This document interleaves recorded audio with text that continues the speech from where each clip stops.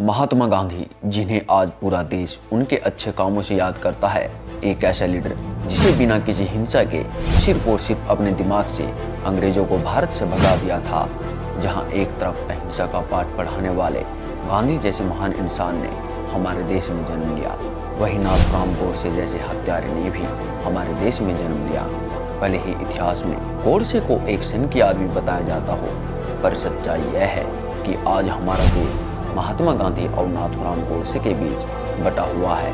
जहां कुछ लोग नाथूराम गोडसे को हत्यारा मानते हैं, तो वहीं कुछ लोग यह भी मानते हैं कि नाथूराम गोडसे ने महात्मा गांधी को मारकर अच्छा किया।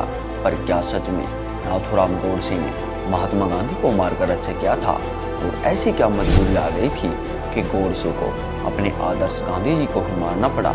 यही सब समझने की कोशिश करेंगे आज की हमारे इस वीडियो में, तो बने रहिए हमारे साथ इस वीडियो के अंत तक। भारत में बहुत सी विभूतियों ने जन्म लिया है, जिनमें से कुछ प्रख्यात हैं और कुछ कुख्यात। ऐसा ही एक चरित्र नाथूराम गोडसे का है, जिसके बहुत से चाहने वाले और विरोधी भी भारत में हैं। नाथूराम गोडसे का जन्म 19 मई 1910 को बारामती, पुणे, महाराष्ट्र में हुआ था। गांधी जी की हत्या के जिम्मेदार नाथूराम का व्यक्तित्व हमेशा ही भारत में राजनीति में चर्चा में बना रहता है। गोडसे के माता पिता के पहले 3 लड़के बचपन में ही मर गए थे और उनकी एक बहन थी, इसलिए गोडसे के माता पिता ने सोचा कि शायद कोई श्राप है जिसके कारण उनके घर में कोई लड़का जिंदा नहीं रहता। इस श्राप को दूर करने के लिए उन्होंने अपने अगले बालक यानी नाथूराम को कुछ सालों तक लड़की की तरह पाला और उनकी नाक में नथ पहना दी थी, ताकि उस श्राप को रोका जा सके। और जब तक उनको एक और बालक नहीं हो गया, तब तक उनकी नथ नहीं उतारी। इसी नथ के कारण उनका नाम नाथूराम पड़ गया था। गोडसे ने अपनी 5वीं कक्षा तक की पढ़ाई हिंदी माध्यम में की और बाद में इंग्लिश माध्यम में पढ़ने के लिए पुणे चले गए थे। गोडसे पढ़ने में होशियार नहीं थे और मैट्रिक परीक्षा में फेल हो गए थे, जो कि उस समय निचले क्रम में सरकारी नौकरी के लिए अनिवार्य योग्यता थी। स्कूल के दिनों में नाथूराम गोडसे गांधी के बहुत बड़े प्रशंसक थे और उनके असहयोग आंदोलन से प्रभावित भी थे। नाथूराम गोडसे का व्यक्तित्व उस समय बदल गया जब गोडसे 19 वर्ष की उम्र में सन 1929 में दामोदर सावरकर के संपर्क में आए थे और उन्होंने 1932 में आरएसएस की सदस्यता ग्रहण कर ली थी और इसी के साथ साथ वे हिंदू महासभा के सदस्य भी थे। जनवरी 2020 में कारवां मैगजीन ने खबर छापी थी कि गोडसे अंत तक आरएसएस और हिंदू महासभा के सदस्य थे।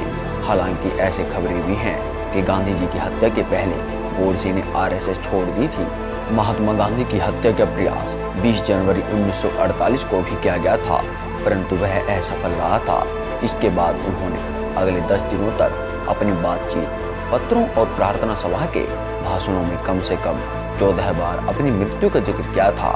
21 जनवरी को उन्होंने कहा, अगर कोई मुझ पर बहुत पास से गोली चलाता है और मैं मुस्कुराते हुए दिल में राम नाम लेते हुए उन गोलियों का सामना करता हूँ, तो मैं बधाई का हकदार हूँ। अगले दिन उन्होंने कहा कि ये मेरा सौभाग्य होगा अगर ऐसा मेरे साथ होता है। 30 जनवरी 1948 की शाम दिल्ली के बिड़ला भवन में रोज की तरह प्रार्थना समय तय था। शाम के 5 बजे उस दिन गांधी से मिलने सरदार पटेल पहुंचे थे। दोनों में बातचीत कुछ लंबी चली और महात्मा को घड़ी का होश नहीं रहा और प्रार्थना समय पहुंचने में कुछ देर हो गई। अपने भतीजों का हाथ था। गांधी 5:15 पर प्रार्थना सभा में पहुंचे, तभी खाकी बुश जैकेट और नीली पैंट पहने एक व्यक्ति आया और बापू के पांव छूने लगा। मनुबेन ने उस आदमी से दूर हटने को कहा। वह व्यक्ति और कोई नहीं बल्कि नाथूराम गोडसे था।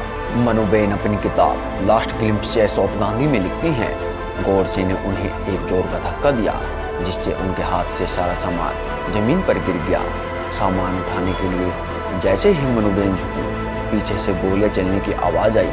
मुड़कर देखा तो गांधी नीचे पड़े थे। गांधी जी को 3 गोलियां लगी थी। उन्हें अंदर ले जाया गया, लेकिन उस दिन वहां कोई डॉक्टर नहीं था। उनका बहुत सा खून बह चुका था और कुछ ही मिनटों में उन्होंने प्राण त्याग दिए थे। बाहर नाथूराम गोडसे हाथ उठाकर पुलिस पुलिस चिल्ला रहा था। 31 जनवरी 1948 न्यूयॉर्क टाइम्स रिपोर्ट के अनुसार हर्बर्ट ग्रेनर नाम के एक अमेरिकी व्यक्ति ने नाथूराम को पकड़ा और उससे पिस्तौल छीन ली थी। मौके पर मौजूद लोगों में से कुछ लोगों ने बाद में बताया था कि नाथूराम ने बाद में भागने की कोशिश नहीं की थी। गांधी जी की हत्या में गोडसे, नारायण आप्टे सहित 6 अन्य लोगों का हाथ था। जब गोडसे को गिरफ्तार किया गया तो कोर्ट में पूछा गया कि आपने गांधी को क्यों मारा। उन्होंने बताया कि उन्हें मारने के कई कारण थे। भारत के मुसलमानों की राजनीतिक जरूरतों को पूरा करना। गांधी जी हिंदुस्तानी भाषा हिंदी और उर्दू को देश की नेशनल लैंग्वेज बनाना चाहते थे। गोडसे इसके सख्त खिलाफ थे। यह तीसरा व सबसे अहम कारण है गांधी जी का मुसलमानों के प्रति प्यार। गोडसे ने कहा कि गांधी जी ने मुसलमानों को अधिकार दिलाने के लिए कई बार अनशन किए, लेकिन उन्होंने हिंदुओं को अधिकार दिलाने के लिए कभी अनशन नहीं किया। गांधी ने पाकिस्तान के निर्माण में मदद की। नाथूराम ने कहा, जब कांग्रेस के दिग्गज नेता गांधी की सहमति से देश के बंटवारे का फैसला कर रहे थे, उस देश का जिसे हम पूजते रहे हैं, मैं भीषण गुस्से से भर रहा था। व्यक्तिगत तौर पर किसी के प्रति मेरी कोई दुर्भावना नहीं है, लेकिन मैं कहना चाहता हूँ कि मैं मौजूदा सरकार का सम्मान नहीं करता, क्योंकि उनकी नीतियाँ मुस्लिमों के पक्ष में थी। लेकिन उसी वक्त मैं यह साफ देख रहा था कि ये नीतियाँ केवल गांधी जी की मौजूदगी के चलते थी।